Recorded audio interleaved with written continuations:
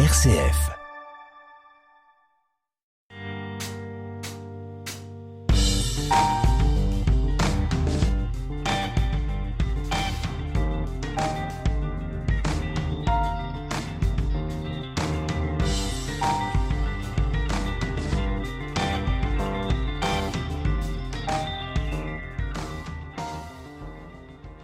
Bonjour à tous et à toutes. Brésil, la terre, c'est la vie. Tel est le slogan qui rythme cette année la campagne de Carême 2023 d'entraide et fraternité. Elle est dédiée aux luttes des paysans brésiliens pour leur terre, leur résistance pour leur existence, une résistance qui passe simplement, disent-ils, par le fait de cultiver leur lopin de terre face aux géants de l'agro-industrie. Une agro-industrie qui est responsable d'une bonne partie des maux du Brésil, ou en tout cas de ses communautés rurales, la déforestation, les incendies de forêt, le réchauffement climatique, l'utilisation de pesticides qui menacent la santé, les violations des droits humains, la destruction des peuples indigènes et de leur mode de vie, la pollution des sols et de l'eau, la destruction des espèces et des écosystèmes, etc., notamment l'écosystème du Cerrado, où sont actifs les partenaires d'entraide et fraternité. On en parle et de cette campagne 2023 de Carême avec Laurie Corchi qui est chargée de projet Brésil chez Entraide et Fraternité. Bonjour Laurie. Bonjour Jean-François. Et pour commencer, très simplement, pourquoi le Brésil cette année en 2023 et quels sont les enjeux de cette campagne de Carême? Entraide et Fraternité a choisi le Brésil pour cette campagne de Carême parce que le Brésil a connu ces dernières 4 années une situation politique, une crise économique et une crise aussi sanitaire assez importante et une crise écologique aussi. Donc c'est dans cette lignée aussi de notre accompagnement auprès de nos partenaires depuis déjà les années 80 que Entraide et Fraternité a souhaité mettre l'accent sur les réalités vécues par les Brésiliens dans cette période-là et aussi pour voir les perspectives et voir comment on peut continuer à accompagner nos partenaires dans un pays qui est en train de se reconstruire après les élections. Vous parlez d'une crise au cours des 4 dernières années, c'est-à-dire des années qui correspondent au mandat de Bolsonaro. Exactement. Le mandat de Bolsonaro a été un mandat qu'on qualifie de mortifère, nécrophile même par les Brésiliens parfois, une politique qui était vraiment de démantèlement à la fois des institutions publiques, mais aussi démantèlement des espaces de démocratie avec une réduction du champ social pour les organisations de la société civile, pour les syndicats, et beaucoup de criminalisation au niveau local. Et puis la crise Covid, les démarches ou les non-démarches du gouvernement pour essayer d'accompagner les plus démunis face à cette crise et la crise alimentaire qui en s'est suivie. Aujourd'hui, là où le Brésil était sorti des baromètres de la faim mondiaux depuis 2014 se retrouve aujourd'hui à nouveau parmi les pays les plus impactés avec 33 millions de personnes qui souffrent de la faim. Oui. Et on peut dire que durant cette période, les partenaires d'Entraide et Fraternité, on va en parler, et surtout les populations qu'ils défendent ont été vraiment parmi les principales victimes et au premier rang des victimes du gouvernement bolsonariste. Exactement. Les partenaires d'Entraide et Fraternité sont spécialement actifs dans une zone qui s'appelle le Cerrado, qu'on connaît beaucoup moins que l'Amazonie. Autant l'Amazonie, tout le monde, plus ou moins sur Terre, sait de quoi il s'agit, connaît son importance sur le plan écologique et s'alerte de son état de dégradation. Autant le Cerrado, pas tellement, alors que, d'une certaine façon, son importance est au moins aussi importante. Oui. Juste pour retracer un petit peu quelques données sur ce que c'est le Cerrado. Donc, le Cerrado, c'est avant tout là où l'Amazonie est connue pour ses grandes forêts et cette canopée magnifique que ça représente. Le Cerrado, c'est une savane. Donc, c'est à l'inverse de l'Amazonie. Les forêts sont assez basses, mais par contre, les racines sont très profondes. Donc, l'avantage ou la particularité du Cerrado, c'est qu'à la fois, ça représente 5% de la biodiversité mondiale, 20% du territoire brésilien, donc c'est assez conséquent. Et je crois que c'est le deuxième écosystème le plus grand avec l'Amazonie. Et en plus de cela, c'est 8 des 12 bassins hydriques du Brésil qui naissent dans le Cerrado. Et donc, d'où le lien important à noter dans le lien entre l'Amazonie et les autres écosystèmes, c'est que le Cerrado nourrit les autres écosystèmes. Et donc, et c'est ce qui est en train de se passer, si on continue à protéger l'Amazonie sans protéger les autres écosystèmes du Brésil, dont le Cerrado, l'Amazonie va de toute façon ne plus exister à un moment donné, puisque l'Amazone est nourrie par un des bassins hydriques qui naît dans l'Amazonie, dans le Cerrado. Et les menaces au Cerrado, c'est clairement l'agro-industrie, l'exploitation minière et la déforestation qui est bien moins protégée que celle pour l'Amazonie. Oui, donc en fait, c'est des espaces, comme on les connaît moins, comme ils sont moins médiatiques, il y a moins de protection. Et puis surtout, les terres sont souvent privées, ce qui facilite évidemment les dérives. La question de l'accès à la terre est vraiment principale dans toute la réflexion autour de cette campagne. Est-ce que vous pouvez très rapidement, parce que le sujet est très compliqué, nous décrire un peu les enjeux de ces questions? Parce que quand on est sur place au Brésil, quand on voit les partenaires qui sont soutenus par Entraide et Fraternité, on voit bien que c'est des petites communautés rurales qui ont des structures, enfin qui dépendent de structures juridiques extrêmement complexes parce qu'elles attendent parfois des autorisations, etc. depuis des décennies. Quels sont les enjeux? Donc, la réalité de l'accès à la terre au Brésil, c'est que juridiquement parlant, il y existe plusieurs processus qui facilitent en tout cas un accès, mais évidemment l'accès est beaucoup plus facile pour celui qui a de l'argent. Donc au Brésil, l'héritage des propriétaires terriens actuels du Brésil, qui sont les 1% qui détiennent les 45% des terres, sont les héritiers des colons portugais. Et donc, l'oligarchie qui est derrière, c'est toujours celle qui est en place aujourd'hui et c'est celle qui maintient donc ce statu quo comme quoi les terres sont la propriété de ceux qui en font un profit. Et donc, on parle, nous, de deux visions de la terre. Il y a la vision capitaliste de la terre qui est celle de la production massive et qui va malheureusement vers l'exportation et non pas pour nourrir le pays. Et puis, on a la vision plutôt reproductive de la terre qui est celle dont vous parlez des petits producteurs locaux, ruraux, qui, eux, reproduisent non seulement des savoirs traditionnels de culture avec de la culture agroécologique, mais aussi des savoirs de la culture traditionnelle, que ce soit les quilomboles, les indigènes ou encore les populations traditionnelles.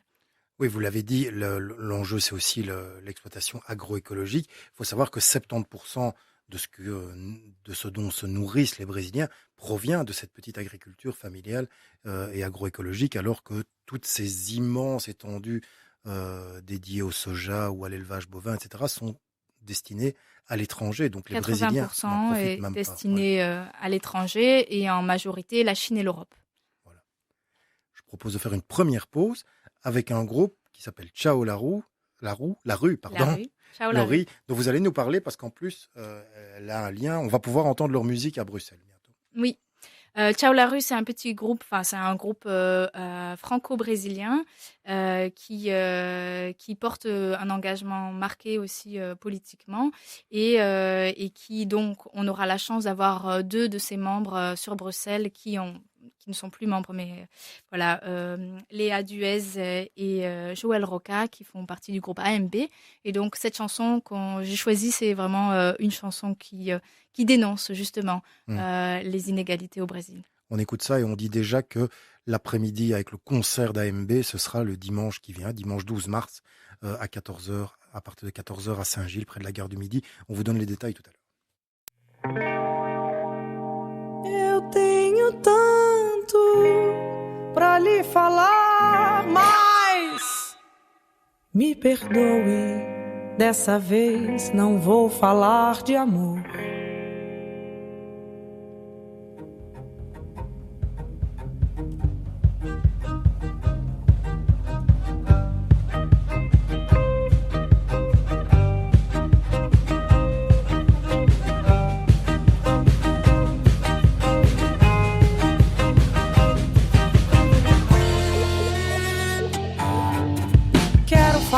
Das matas que estão virando pasto, dos bichos que estão correndo risco, dos rios que estão fedendo esgoto, da gente, ó minha gente, que desgosto.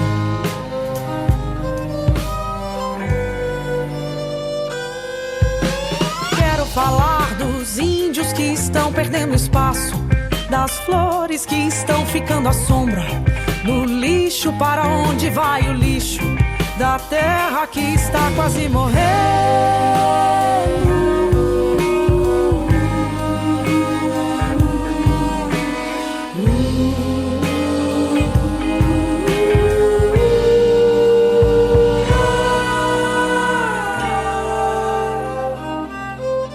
Me perdoe, dessa vez não vou falar de amor. Eu tenho tanto pra lhe falar. Quero falar das matas que estão virando pasto, dos bichos que estão correndo risco, dos rios que estão fedendo esgoto, da gente, oh minha gente, que desgosto, dos índios que estão perdendo espaço, das flores que estão ficando à sombra, do lixo para onde vai o lixo, da terra que está quase morrendo.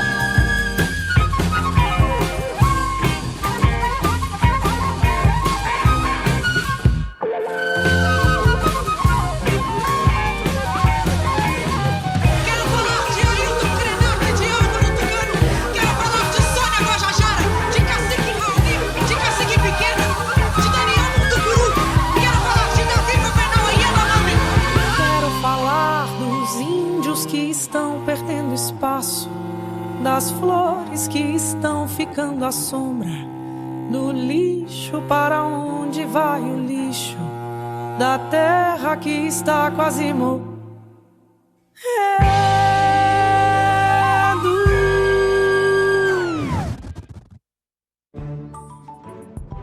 RCF. Deux mots, Laurie, du contenu de cette chanson? Ça parle surtout des espaces qui sont en train de se réduire, des Indiens qui n'ont plus de territoire. Donc c'est clairement une chanson sur notre thématique, quand je vous disais qu'ils sont très engagés. Ouais. Souvent dans ce genre de campagne, on se pose la question, finalement, qu'est-ce qu'on peut faire d'ici? Quel est le lien avec la Belgique, s'il y en a un, avec l'Union européenne? Dans quelle mesure est-ce que, pour employer un mot fort, nous sommes, ici en Europe, en Belgique, complices de cette situation au Brésil? Bon, la réalité, c'est que, comme je vous disais, 80% de la production de l'agro-industrie au Brésil va en Europe ou en Chine. Et donc, souvent, ce que nous, on consomme ici, ce sont le maïs, l'éthanol, le soja, qui sert notre élevage ici aussi. Notre complicité, je dirais pas nous en tant que citoyens, mais en effet, nos politiciens sont complices de tout ça.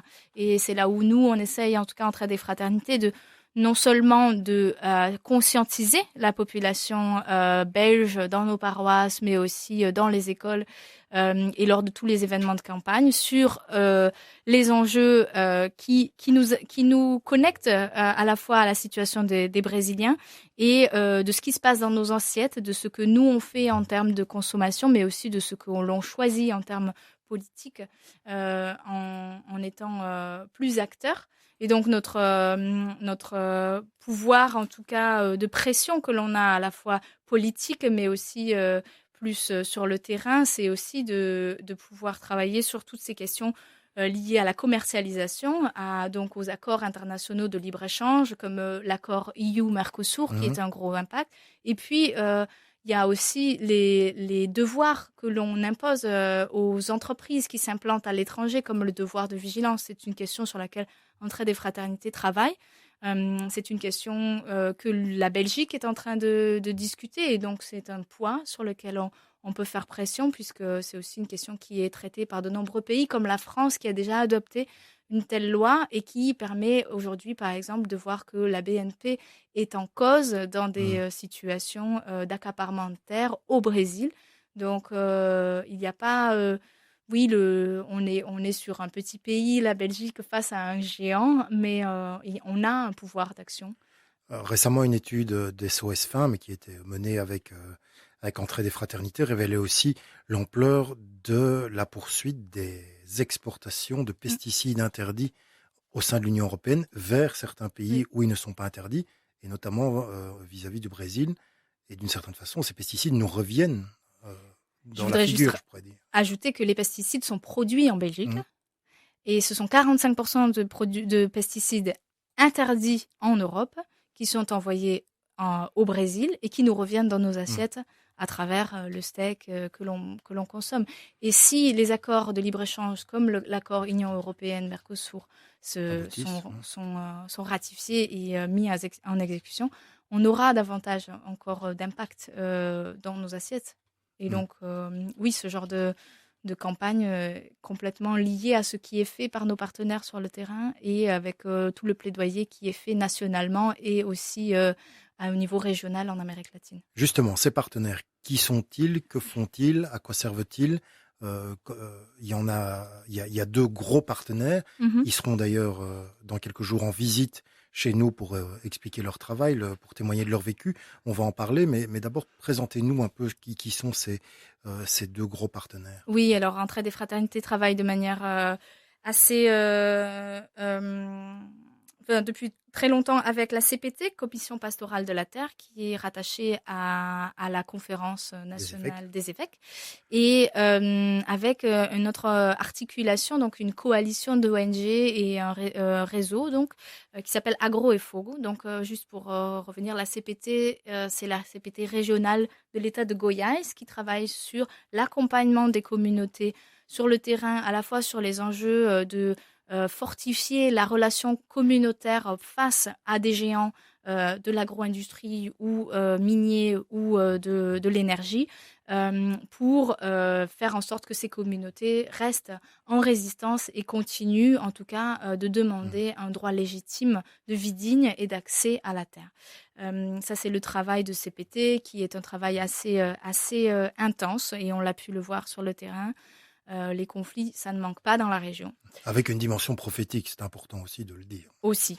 Et on a Agro et Fogue qui est plus là un travail de réseau de plaidoyer qui Mhm. visibilise justement en fait le lien entre la déforestation, les brûlis ou en tout cas l'usage du feu dans les mécanismes de pression qui sont faites par l'agro-industrie sur les terres. Mhm. Des pressions à la fois culturelles pour détruire des visions et des modes de vie des communautés autochtones, mais aussi des pressions sur la terre pour accaparer ces terres. Mhm. On se rappelle de ces grands incendies de 2019 dans la forêt amazonienne, auxquels on a d'ailleurs consacré une émission il y a bien longtemps déjà. En réalité, on aurait pu voir ça à l'époque, le public d'ici, comme l'équivalent des incendies de forêt qu'on voit en France, Ouais. etc. Or, c'est pas du tout la même chose. On est dans une démarche criminelle. Exactement, et c'est ça que l'Agro-IFOG essaye de dénoncer et de montrer que c'est vraiment des mécanismes à la fois, c'est une instrumentalisation de l'usage du feu, qui est un usage traditionnel parfois, mais là c'est vraiment dans un objectif politique d'expansion et de pression. Et donc oui, ce n'est pas du tout un accident ou des dérapements, c'est vraiment des démarches volontaires. Il faut dire qu'encore aujourd'hui, les indigènes sont parmi les victimes d'un véritable génocide. C'est le mot qui a été utilisé il y a quelques jours. Oui, là on parle d'écocide et de génocide au Brésil. C'est même le tribunal populaire du peuple qui a reconnu justement l'écocide et l'ethnicide des communautés indigènes, mais pas que, dans ces régions-là, et qui condamne notamment l'Union européenne pour sa responsabilité dans ce cas. Alors, les partenaires d'Entraide et Fraternité travaillent avec les communautés rurales, Mhm. les quilombolas, qui sont les descendants d'esclaves, les indigènes, des petites communautés qui s'enterrent ou qui espèrent une terre. Là, on est dans la campagne de Carême, on essaye de récolter des fonds. Il y aura notamment 2 collectes dédiées à cette campagne les 18, 19 mars et 1er 2 avril. Au fond, tout le monde qui donne à une campagne se pose la question, à quoi ça sert? Quelle est la transformation sur le terrain de ces dons? La transformation sur le terrain, c'est clairement cet appui, cette visibilisation, cette présence des agents pastoraux, mais aussi des organisations qui sont membres de l'Agro-EFOG, par exemple, qui peuvent aller voir sur le terrain, qui peuvent documenter, mais aussi qui peuvent accompagner juridiquement, former les gens, Payer les avocats, appuyer bêtement. et les avocats, appuyer la production Donc, on essaye aussi, on a tout un volet de production agroécologique qui est appuyé parce que, comme vous le disiez, résister pour exister. Résister, c'est aussi produire, consommer et sans avoir cette dépendance. Et donc, ce travail-là, dans un contexte où on propulse des pesticides, où c'est des zones arides, où il y a le feu tout le temps, où les eaux sont de plus en plus rares, il faut pouvoir continuer à appuyer cette production pour que ces communautés n'aillent pas en milieu urbain et se déconnectent de leur tradition et de leur Il faut le savoir, mode et les de vie. donateurs doivent le savoir, qu'il y a là-bas, dans des communautés, des plantations communautaires qui font vivre la communauté, qui sont entièrement financées par les Par dons entraide. d'entraide, et qui sont parfois même détruits par un voisin qui voudrait bien mettre la main sur leur terre. Exactement. On en a parlé au début, il y a eu un changement de président. Bolsonaro, qui était le président disons, le chantre de l'agrobusiness, a été remplacé par Lula. Tous les gens, toutes ces communautés rurales, ces paysans sans terre, ces gens qui n'ont pas grand-chose, nourrissent un énorme espoir dans la victoire de Lula. Est-ce que tout va changer du jour au lendemain parce que Lula est devenu président? Non, tout ne va pas changer parce que, comme je le disais, l'oligarchie brésilienne est puissante. C'est elle qui détient et qui fait la politique agricole au Brésil. Donc, ça ne va pas évoluer, mais ce qu'on retient de l'histoire du mandat de Lula par le passé, c'est que là où on a beaucoup d'espoir, c'est que déjà, il va reconstruire les espaces de démocratie que j'ai déjà évoqués, qui ont été détruits par Bolsonaro. Il va plus donc dialoguer avec la société civile, et c'est déjà le cas. En décembre, le gouvernement de transition de Lula a sollicité Agroefogo pour avoir des recommandations en termes de préservation de l'environnement. D'autres espaces qui nous permettent aussi d'avoir un peu de lumière, c'est encore une petite victoire qu'on apprenait la semaine dernière de la part de notre partenaire, où à Saint-Ade, donc de la réforme agraire, un paysan sans terre qui a obtenu des terres du gouvernement, va être au poste de gestion de l'INCRA, donc l'Institut national de la colonisation et de la réforme agraire de l'État de Goiás, ce qui est un espace, en tout cas, qui nous donne de l'espoir. Et par contre, on doit rester vigilant, continuer à être un contre-pouvoir dans le travail, en tout cas, que nos partenaires sont en train de faire pour pouvoir, en tout cas, demander à ce que ce gouvernement continue à mettre en place des mesures sociales, éducatives et aussi qui favorisent, en tout cas, l'accès de manière active à la sécurisation des terres des populations indigènes, quilombolas, et de favoriser la mise en place de la réforme agraire. Voilà, la campagne est lancée, en tout cas. Elle prendra une autre dimension dans quelques jours, parce que le 12 mars arrivent ces partenaires brésiliens qui vont venir témoigner. Il va y avoir plein d'événements. Deux, trois moments forts avant qu'on conclue avec un autre morceau musical. Oui, alors un moment fort pour ceux qui habitent à Mons, venez à Mons le 16 au soir, à l'UCL Mons. Il y aura la Barbara Diaz qui sera là, d'Agroefogo, pour partager son expérience et le travail qu'ils font. Et il y aura le 30 un événement politique justement de restitution de notre étude à Bruxelles. Regardez sur le site d'Entraide. Oui, vous avez tout ça sur le site www.entraide.be, tout simplement, avec tout l'agenda de la campagne. Je le rappelle, 2 collectes spécialement dédiées à Entraide et Fraternité les week-ends des 18-19 mars, c'est bientôt, et 1er et 2 avril.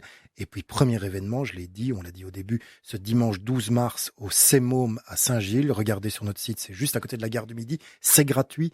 Il y aura de la musique, de la danse et même de la gastronomie brésilienne. Laurie, on se quitte avec un groupe qui sera présent et dont vous allez nous dire quand même 2 mots pour se quitter. AMB, c'est un groupe donc une guitariste et une chanteuse flûtiste franco-brésilien qui seront donc avec nous et qui nous chantent de la musique très poétique inspirée du Brésil. Dimanche 12 mars à 14h au CEMOM à Saint-Gilles. Vous êtes tous et toutes les bienvenus et je le répète, c'est gratuit.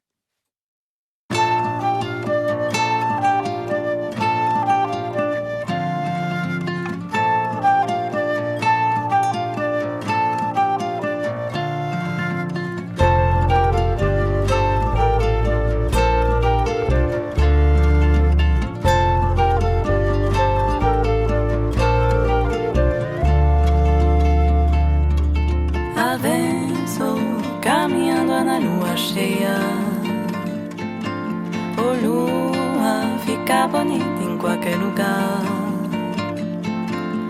Lua, por favor, me mostra por onde passar, por onde ficar.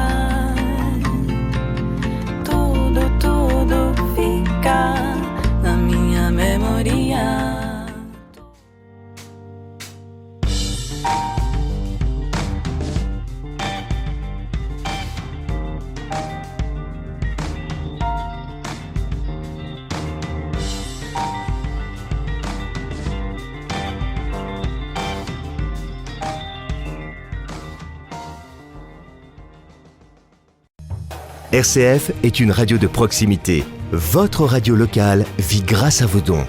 Soutenez votre radio. Faites un don en ligne sur rcf.be. Radio Don RCF, la joie de donner.